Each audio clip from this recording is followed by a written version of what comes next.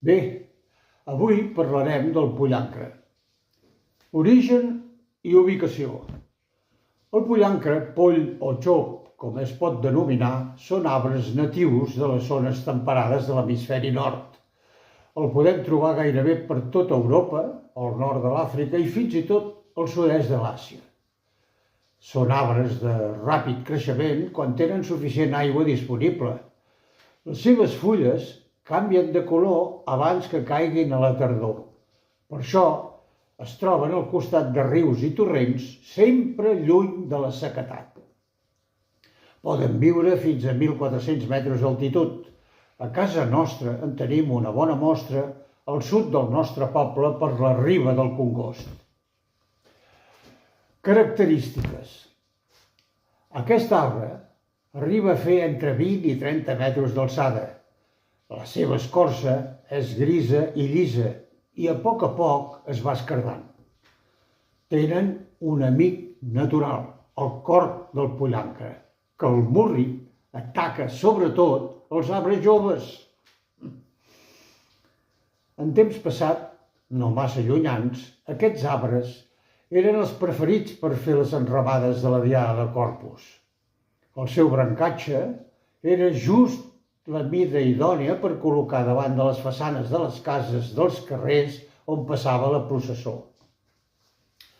La canalla, aquella diada, tenia una diversió: agafar trossos d'escorça, retallar-la a una mida més o menys d'uns 10 a 5 centímetres, fer com una espècie d'entrepà amb una fulla del mateix arbre, fent-ne com una mena d'instrument que al bufar amb destresa, amb la boca naturalment, feia una mena de so, molt semblant al pito del carnaval dels xirigotes.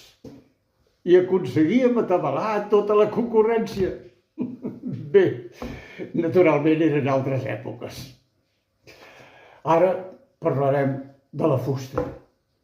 Amb el seu ràpid creixement i sent el seu tronc llarg i recte, permet fer formacions regulars criades en planters.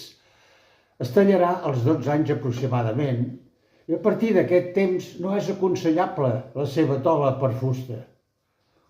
Aquesta fusta no és de bona qualitat, com és gairebé tots els arbres de creixement ràpid.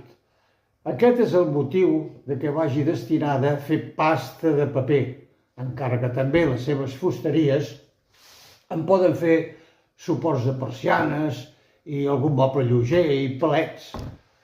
Una altra servitud degut a la seva fusta incolora es fa servir per fer llumins, escuradents i sobretot envasos per la indústria alimentària, com per exemple caixes de fresons, caixes de formatges i suports de gelats.